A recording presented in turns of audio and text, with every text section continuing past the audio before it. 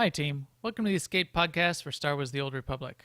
Coming up, we talk all about streaming and how streaming of SWTOR sort of works. But first, a couple bits of news and a shout out to our guild, Alea Iacta Est, on Jedi Covenant.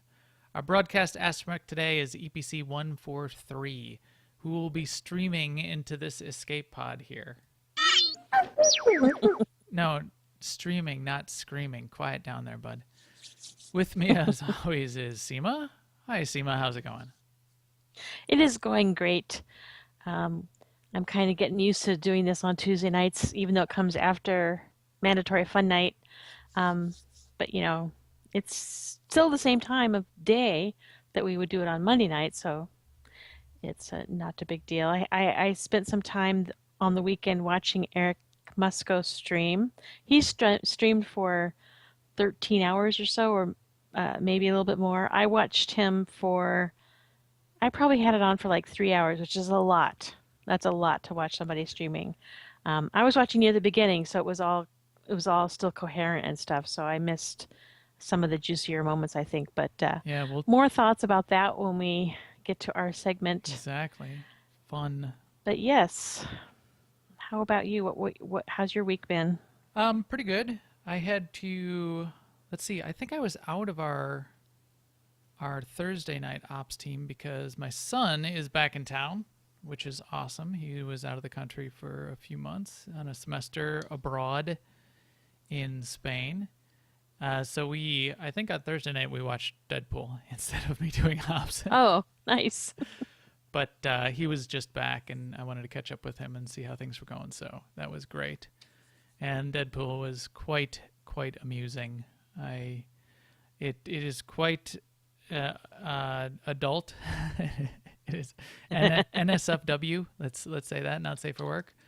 In so many ways, in so many wrong ways, but quite amusing. So did that. We'd had a couple guild things. It still did mandatory fun night. I did get into Conquest, so I only hit my Conquest target on one character, and that was partially because I got into Conquest, and I figured crafting week, I've got some materials, I could make a bunch of stuff, but we were at 2.5 million Conquest points, which is pretty good, and we weren't even in the top 10. The next, I know. to get into the top 10, we would have had to exceed 6.5 million, and the winners on 2 planets were over 60 million. That's crazy. So I don't know if That is they so were much crafting. trying, they really needed to win these planets or something, but that is a ton of materials and a ton of crafting. I don't understand the motivation for doing it. Not at that level. I don't know either. I mean, I could see if it was 2 guilds going head to head and they really wanted to win the planet because they were trying to get the achievements. But for, I think, one of the planets, it was 60 million, and the next highest was 20. Why would you waste for that 40 million conquest points worth of crafting materials?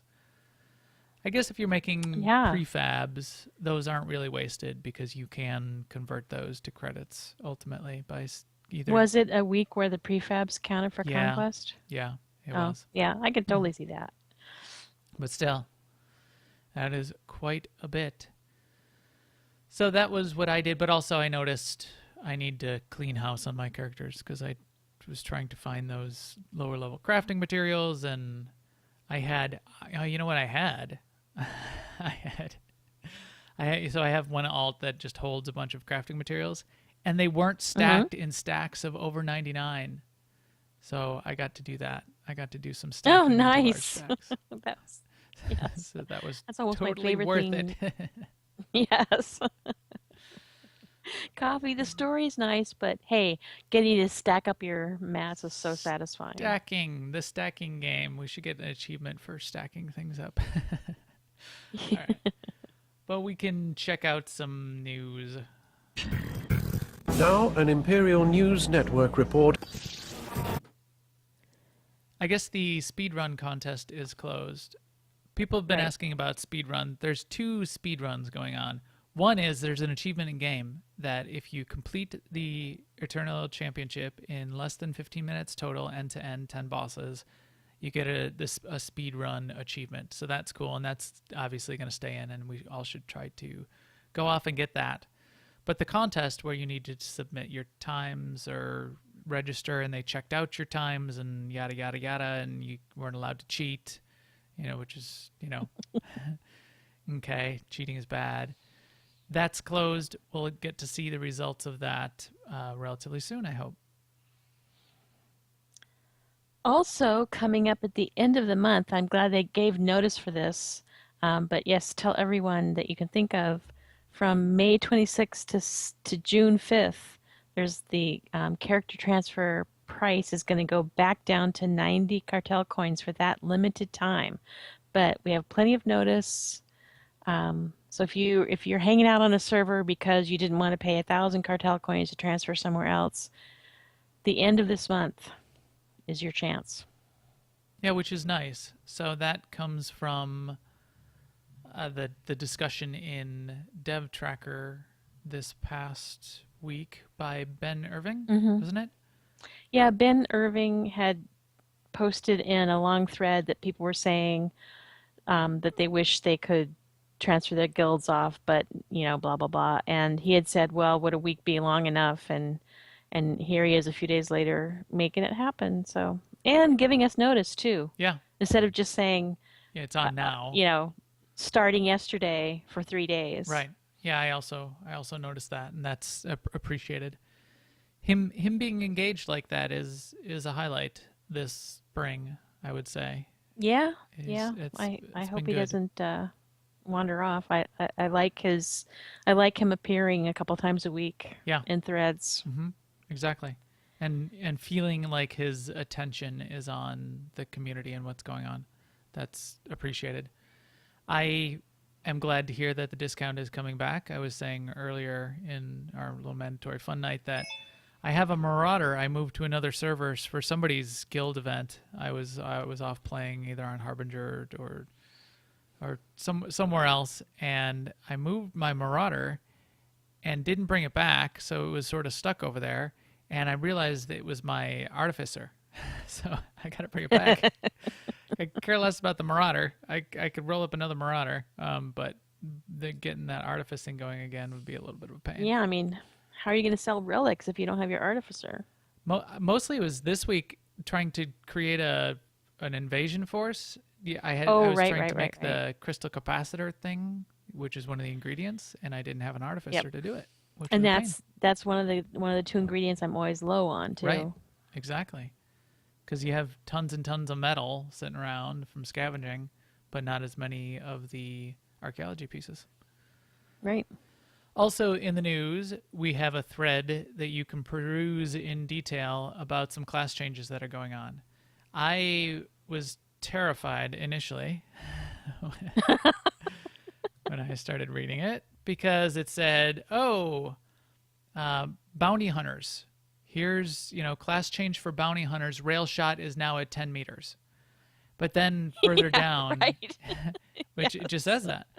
But then further down it says, well, for mercenaries, you're going to get a passive ability back that bumps it back out to 30 meters. So basically no change for mercenary.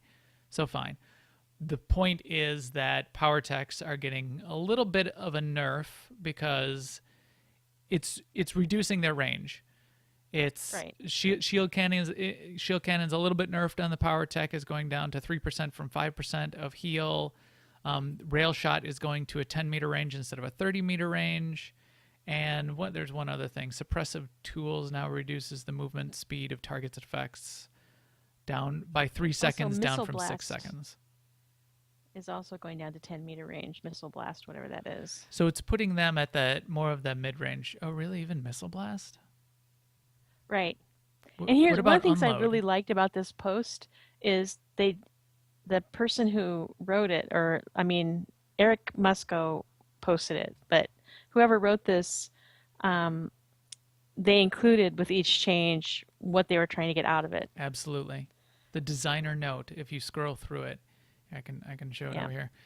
This designer note is quite appreciated. It gives the rationale, basically. So here, we changed rail shot. Now it has a base range of 10 meters down from 30 meters. Designer note, Power tech range potential is currently too strong at range. It's intended to be played as a close-up, close-quarters combatant, etc., etc.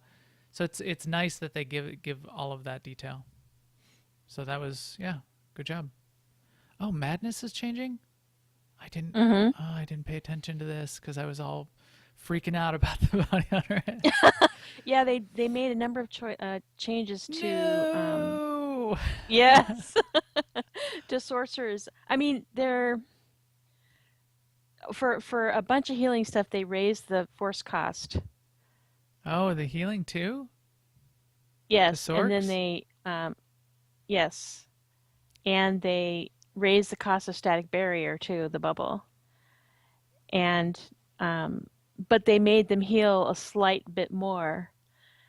And I was reading through this, and I was yeah, basically, again, in the designer note, I really appreciated. He makes a point that um, the corruption, the sorcerer presently outperforms other healing disciplines in a way that they didn't like, and so they didn't want to bring the other healing disciplines up because they didn't want to cause, like healing inflation. Right. Um, and they didn't want to, make the class feel like it was just too tedious and not fun to play. So they gave a little bit of a boost to the healing, even though there's gonna be more of an issue. Well, I mean, the idea is there'll be more issue managing force. Who knows? Maybe it's not enough of a change to make force, make you run out of force anyway. But Yeah. we'll see. We shall see. Yeah. So I see in Madness really there's a little bit of the extra heal bonus that's going down. The main thing is the radius of death field is decreasing. It's 5 meters from Yeah, 8 meters, which is that's significant. That was I mean, yeah, yes, that is. But it's still the radius of force quake. I forget what it's called for Sork. Is not affected. It's just well. This force is imbalance. yeah. It, oh, but not for sages. No, it's got to be also. No, it's on both Yeah, sides. yeah. But what I'm saying is it's death field is not the same as force quake. Force quake, lightning On storm. Right. oh, right. So they're not reducing the radius of that. No, And that's it's the problem is in Madness, the death field not only is a damage hit like Force Quake or Lightning Storm, it's also the dot spread technique. right, So with the eight right, meter range, you were able to spread dots to many, many people, right. which I will This now. this will be quite a change. Right. That's what I get for not drinking plain water. But I mean, I know I already said it, but I really appreciate that they didn't just put it out there and then you're left thinking, er? Right. What is this supposed to fix? Exactly. I like that they say this is what it's supposed to fix. Yep. Absolutely. Speaking of fixes, Tate had said in another thread that there's a fix coming for melee companions in 4.6 patch release, and it's intended to fix an issue where some melee companions are underperforming. And some other players posted in that thread that the problem is that there's some melee companions that are tech users and they have tech power, but their abilities use force power. So they end up underpowered overall because that doesn't match up. And I guess this is an issue that's been ongoing for a long time. And I guess as newer companions get added, the problem spreads because it's just a problem with melee companions that are tech users, maybe. Maybe. Anyway, he said there'll be a fix in 4.6, so Okie dokie. look forward to that, I guess. Some industrious people tracking down the exact performance of various companions. It's worth it. Well, I have heard people say, just in general, that they felt like melee companions weren't healing as well, and that's where they notice it, right? If you're running around as a DPS and you have a melee companion and they're not healing as well as uh, your other healers, Oh, that's and you tend to interesting. always leave, yeah, so and so at home because they don't heal as well. I tend to think it's all in your imagination, right? Like they weren't healing you because they were um, they were being attacked or because they were using their CC or whatever. But maybe there really is something with the melee companions not healing as well. So on my mercenary, I use a melee companion for healing all the time, and I But you use didn't Senya, notice it. right? Yeah. But she's a force user. Oh, well, there you go. So name a melee tech That would make it even user. more confusing, right? Yeah. Yeah. Okay. Regardless, they're fixing it. Yes. In guild, Even if I totally misunderstand the issue, they're fixing it. in guild and community news, we are continuing our mandatory fun nights. We had a fun night tonight in Karaga's Palace. We did a quick Karaga's Palace run through for some conquest points. And we went and was killed fun. Dreadtooth. We're going to try to do more of those world bossy type of things, I think, next week. We had, so I heard, I was tied up doing another different non-Deadpool movie night with my daughters on Saturday. I missed our GSF night, but I think we're going to do more of those GSF nights on the weekends. Sten tends to fly a squadron on Saturday nights around 9 p.m. Eastern, 8 p.m. Central on Jedi Covenant. I'll try to publicize that a little bit more if Sten's going to be around this weekend, and other people or just on Jedi Covenant in general can be sure to log in if you wanted to get some GSF matches in when the queue is popping a little more often than usual. And to everyone who's not yet in AIE, our guild is always looking for new members on Jedi Covenant. Our parent community, Alea Iacta S, very large guild in multiple games. It's a family-friendly setting. We have a solid group in SWTOR on both the Republic and the Imperial sides.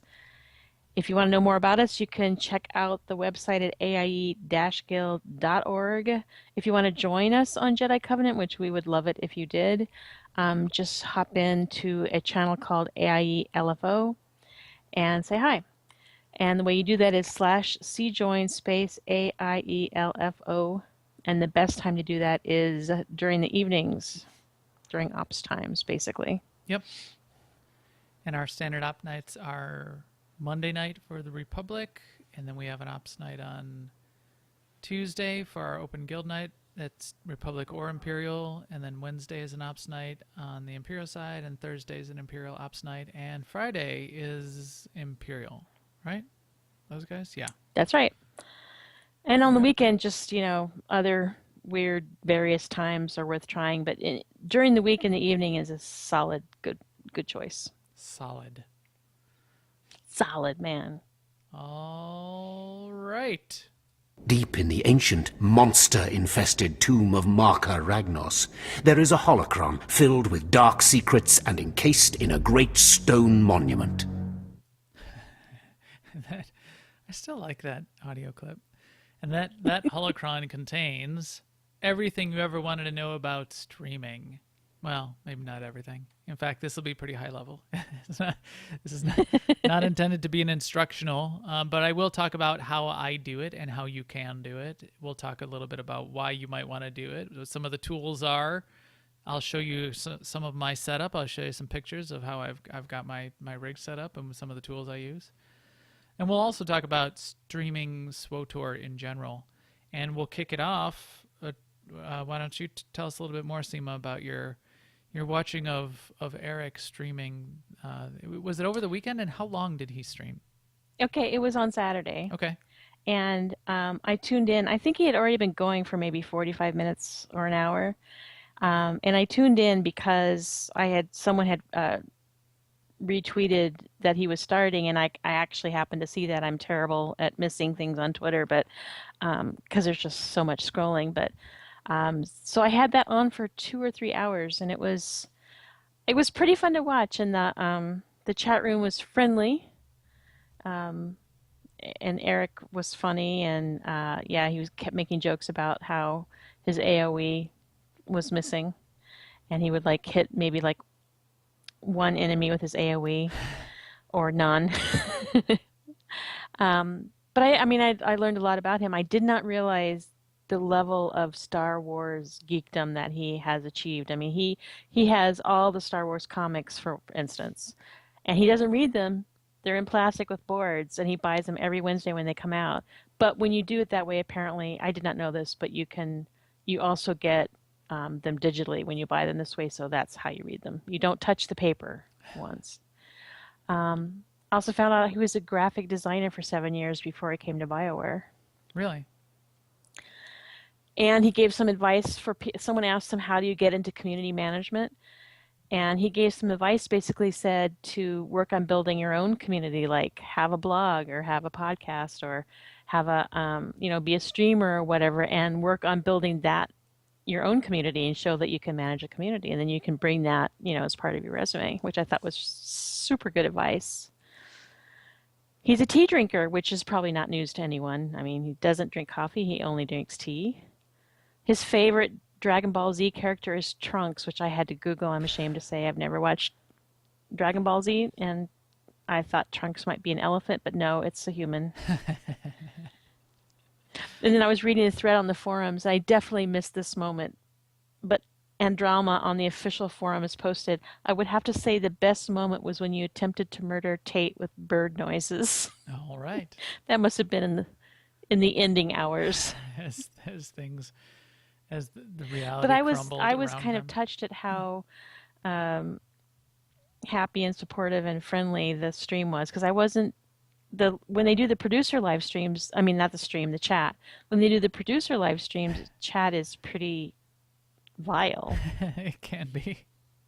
It's, it's not so much vile as I mean relatively disruptive and very focused on everyone's pet issue and then screaming over and over. The But question I around say your vile because pet issue. lots of times there's a lot of comments from people about, yeah, it's just more of the same. Yeah, they're lying again, and yeah, they're doing this. Yeah, It's- true. It True. can't be pretty well. But that's one thing in general that I didn't know about streaming that I'm coming to understand is that it's a social endeavor. I didn't really get that before. I think I thought of it as sort of a performance thing, but the chat room is very much part of it, and I kind of think of it as a sort of meta community. Like they're not necessarily on the same servers or in the same guilds, but they're still a community with each other, the people who watch the same streamers. So it's kind of like a guild, like an outdoors guild or something. Yeah. Yeah, like a meta guild, because it can cross games even, and be out. It's sort of outside the game, but yeah, it's a little community. I think, and you're absolutely right. You were telling me about some of the other kinds of streams that are out there, and this week we can get into this. It isn't as much about what you do or what you show as it is creating sort of a social environment and a stream and some interaction. Those are the streams that tend to get the most traffic, because if I really wanted to see the game, I would play the game. You back, Seema? Did I go anywhere? Oh yeah, my Skype said it was getting the call back. Okay, we're back. Oh, I thought. Yeah. Yeah, I we're thought it good. was on your side. I was waiting for you to say, "I'll be right back." Okay. So building that community is really a key part of it. If I wanted to play the game, I would. If I only wanted to see the game, I would just bring up the game and I would play the game. But and now it says you've disconnected in game too. Oh, I sure have been. Yes. Yeah. So like I've watched a lot of YouTube videos, and I tend to watch those when I'm looking for an answer to a particular question, or I want to know how to do something, or I have a kind of focused idea in mind. I'm not just doing it for fun. Well, I mean, it is fun, but I mean, yes, yeah. So I've kind of semi-visited a bunch of streamers, and I found that, like in your guild, you might have some people who are into PvP and some people who are on an ops team and some people who are into making money in the game, like credits in the game, but a stream might link all the people that are interested in making credits, but they're in all different guilds. So it's almost like a web of connections. Yeah, again, sort of that meta cross Yeah. community, more interest focused and that kind of thing. Yeah, absolutely. So what other streamers are out there? I just wanted to do a quick run through. I asked some people. There's some that I've watched. I don't watch a lot of streamers in general, but there is a pretty good list on Reddit in the SWTOR subreddit. So if you go to reddit.com/r/SWTOR, on the right column, you'll see a link that will list a whole bunch of streamers. If you stream and you're not in that list, if you stream regularly, you can post to the moderators and they'll put you in that list. There's one for podcasts as well, and we're in the podcast list. Some of the people I have watched, I don't know if he's streaming too much lately, but I've watched Madmar. He did he did some stuff on the PTS a few times, and I really liked watching him. I also like his Scottish accent, so it was quite amusing to listen to him. There's also I would watch Madmar. Snave has done some great streams. I don't think he's done any of the PvP ones lately, but those were pretty amazing because it was streaming of PvP. Some of it was just him. He would stream his own PvP, and that was fine. I didn't like it when he was mean to people, but if it can be amusing to watch him, at least in his quietly to himself, He's a dark side PvPer. But he also streamed the tournaments that they did and did some talking over it and talked to people, talked about technique and that kind of thing, which was pretty interesting. Some of these people, Snave's been on podcasts. Chill, who does streaming separate, they also stream their podcasts. Streaming of the podcast is slightly different, and we won't go into too much in detail of that because there's other things going on when you do a podcast. Streaming in and of itself is a little bit simpler.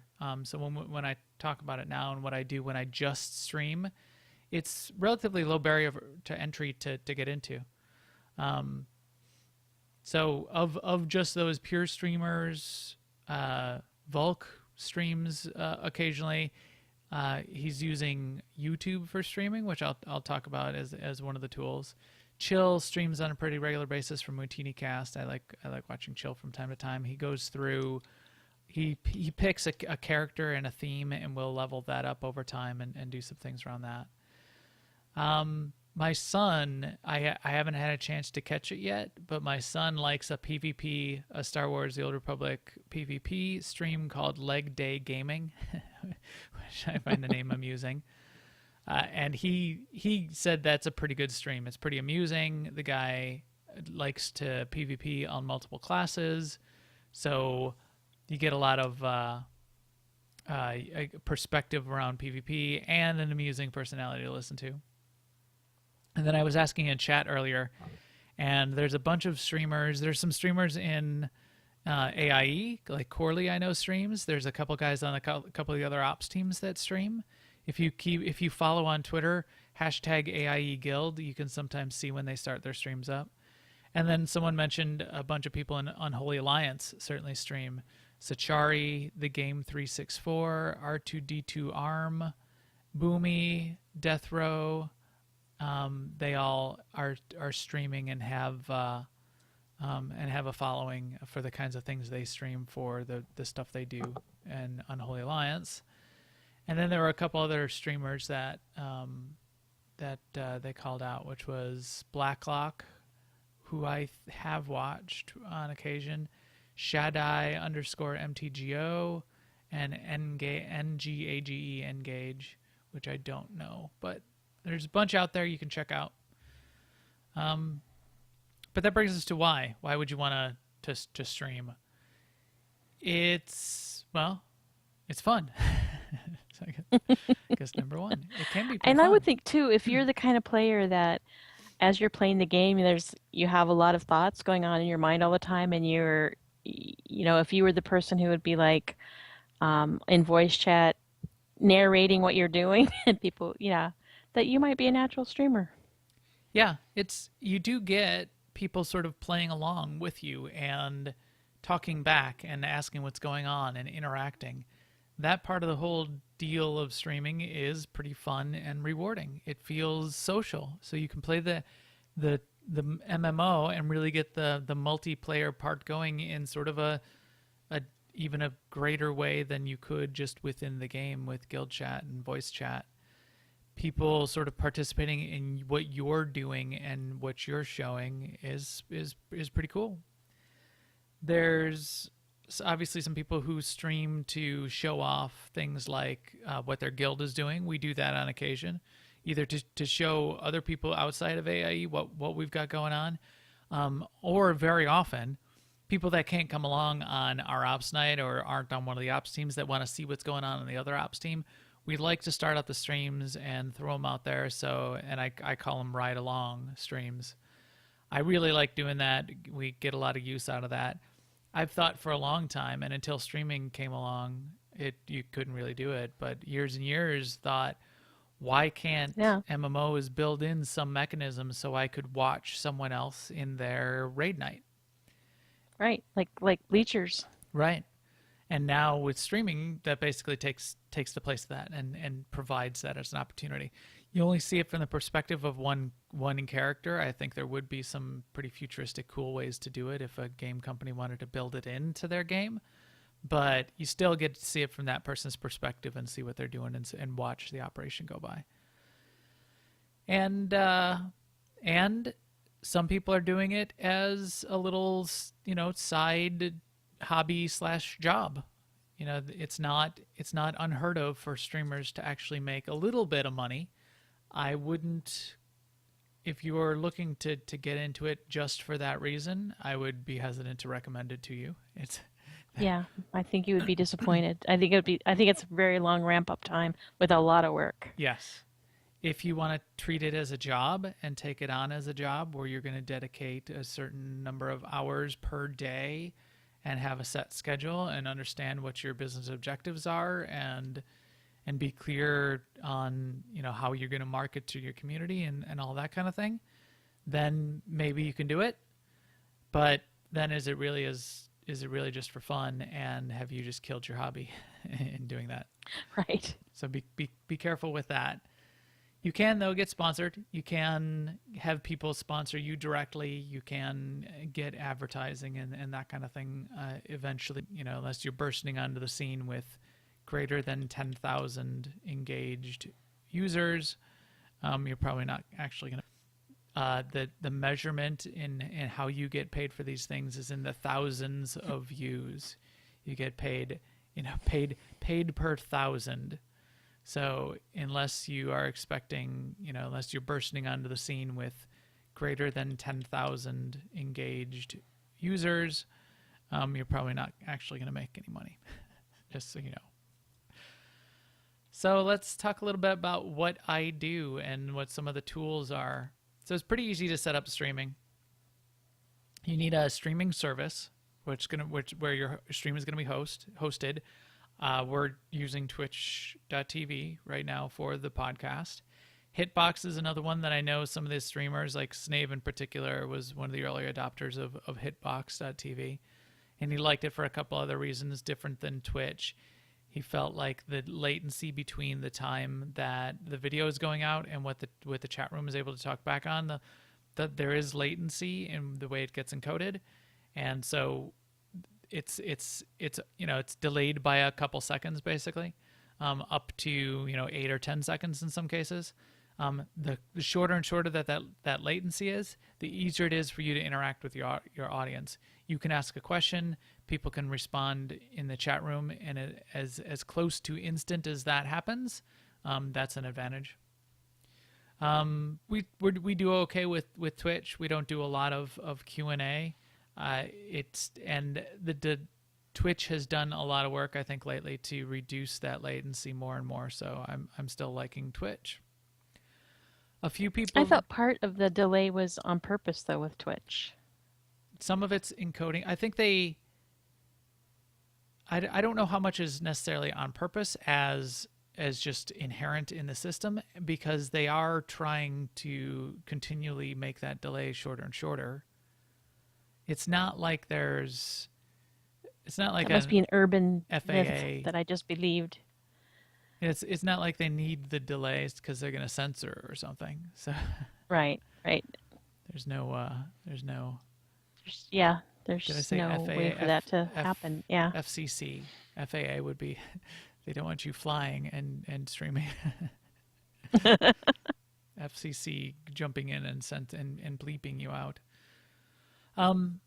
YouTube now is a streaming service and has the capability to be a stream hoster, in the same way that Twitch and Hitbox do. I haven't used Right. YouTube. In fact, I didn't even know much about it until I was looking into it and writing up my notes for tonight. But it's the same thing. You get the stream key and you set it up with your streaming software and use it as a stream. I may check it out sometime. Obviously, YouTube is where it's where our podcast streams end up. It's where a lot of streams get published. In fact, Twitch, when you're done with your stream, you can publish it, and we'll talk a little bit about that publishing process. But being directly there on YouTube may have some advantages. I'll have to think about that. So, any comments on or questions on the streaming services, Seema?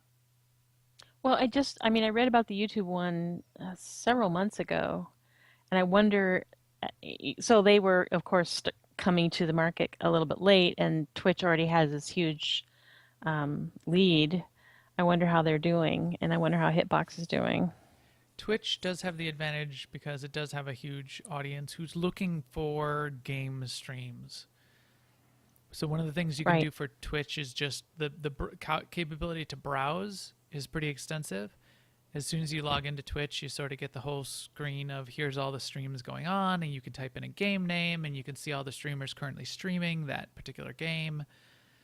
If there's not as much of that in the other services, people are still going to gravitate back to Twitch because they can sort of do that browsing, searching catalog of all the games that might be being played, which is Right. nice. Plus, that's where the streamers are that they've been watching for however long, and their friends have been watching, and that's that social aspect too. Right, exactly.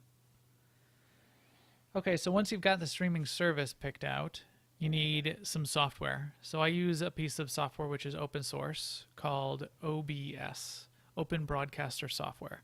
You can download it for free, and this is the tool that will then show the stuff you have on your screen, and then you put in the key and the API link and the key to the streaming service that you've picked, and the streaming software, in this case OBS, then links to that streaming service and sends your stream out to that streaming service. XSplit is another commonly used streaming software tool, but there's tons of other ones out there too. That's another thing you could look up on Wikipedia and look up the streaming services. So is the streaming. OBS like the most popular though? OBS is quite popular especially because it's free and it works quite well. I would say XSplit might be more popular, and there's a few other because it had been around longer, I think. Oh, okay. And it has a couple power features that people had liked in the past, but nowadays I bet OBS is probably the top just because works really well and is free. So the other thing you need, obviously, is some sort of microphone, and you'll probably want a headset. And the reason you always want a headset when you use a microphone is because you don't want the sound coming out of your speakers and feeding back into the mic, because then you sort of get echo and it doesn't sound great. So I always use headphones. In terms of headset and microphone, you can use a standard gaming headset, and a lot of people just do their streaming with that, and that'll work just fine. I have a bigger microphone. I've got this Shure microphone. No, I've got the Audio Technica and the Shure USB interface.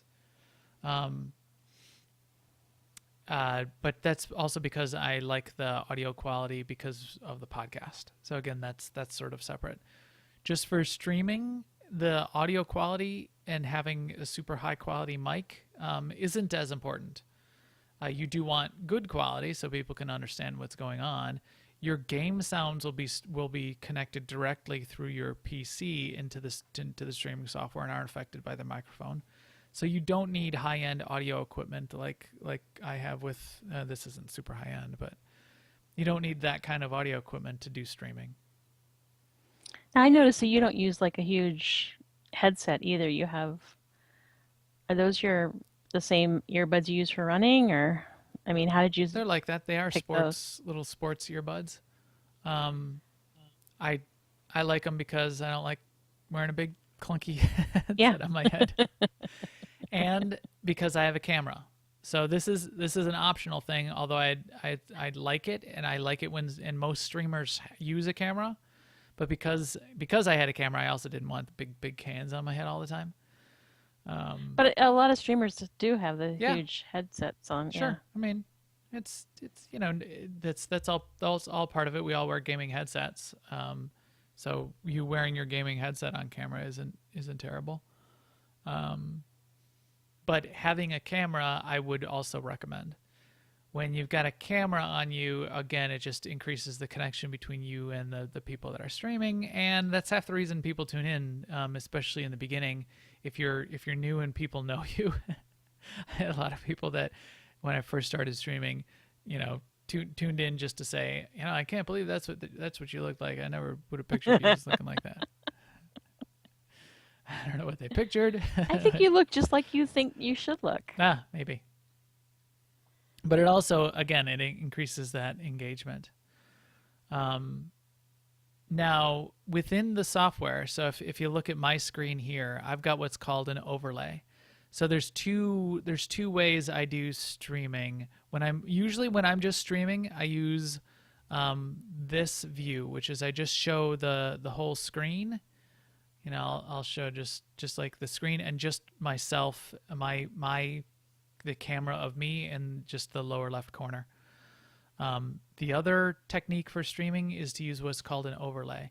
So when you use an overlay, you basically have a sort of a graphical frames that you can then stick other things, and the streaming software allows you to sort of lay this out, stick things into those frames. So I have this background overlay, everything you see here with these gray borders and this text, this is all, I put that together in a graphics package. So I rendered that separately. And then in each of these spaces, in this space, I have one of my monitors showing. In this space in the upper left, I have a green screen and my camera. I'll tell you about that in just a second. And in this space right here, I have the chat window.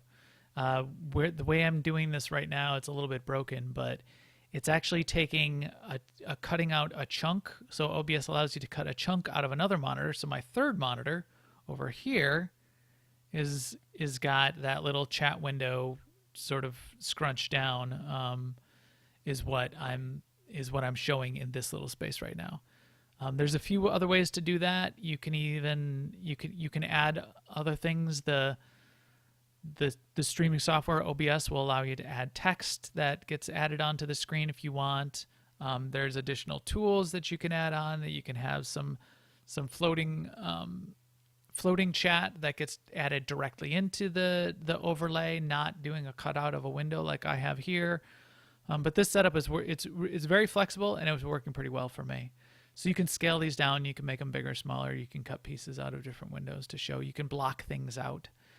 One of the things that you'll see streamers do for Eve, for example, where understanding the statistics window that shows all the ships and people's names on those ships and what ship they're flying can be detrimental when you're in a big space battle.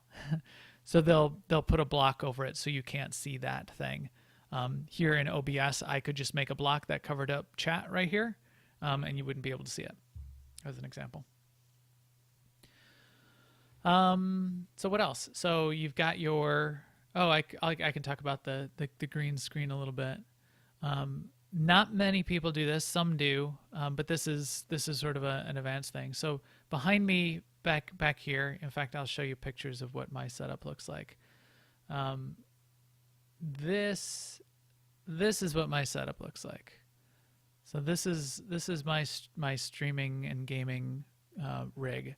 I've got the green screen covering the whole wall. I've got two big lights at sort of 3-point lighting. It's only 2 points in that particular view.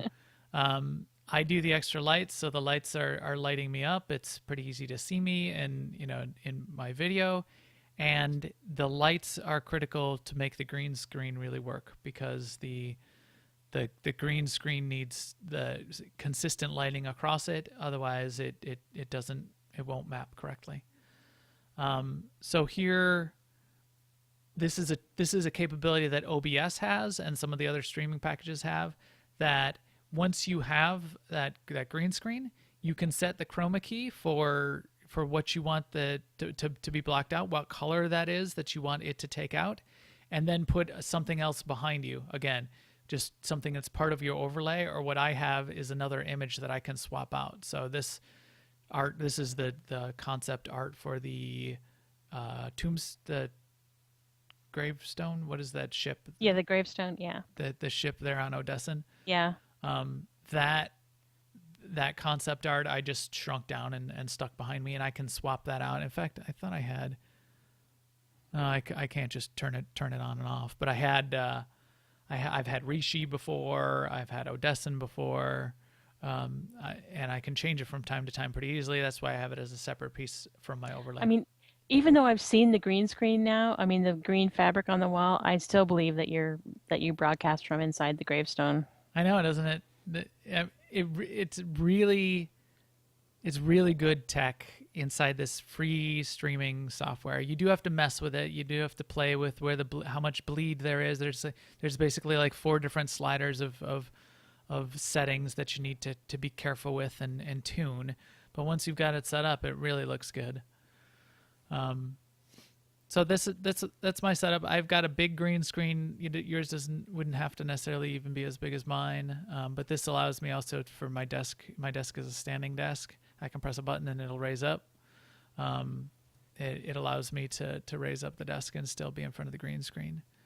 I have the multiple monitors. So if I show you this side, I have a main monitor where you usually showing the game. I have another monitor that's usually showing the OBS and maybe some like IM and Skype.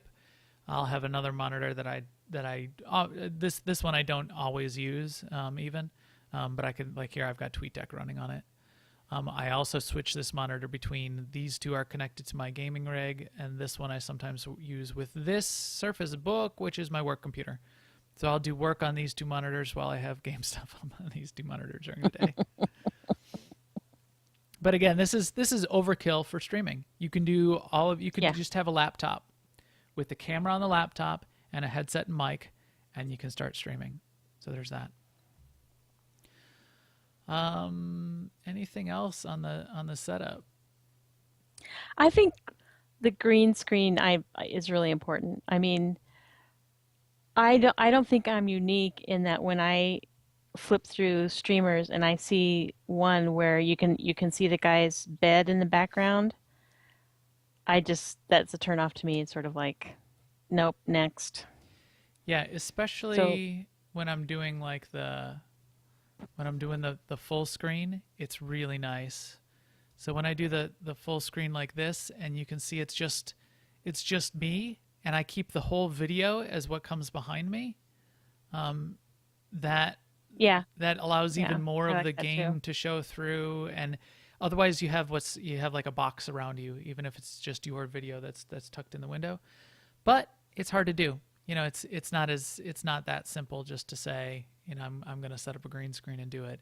It does take some work and fiddling with it and good lighting and all of that kind of thing. So don't let that discourage you. That's something to sort of get into as you sort of do more. Yeah. So I'm getting the impression that if you want to stream, you have to keep in mind that getting this all together and getting it working and nudging it and tweaking and stuff has got to be part of the fun for you, so that you can keep it going. Yep.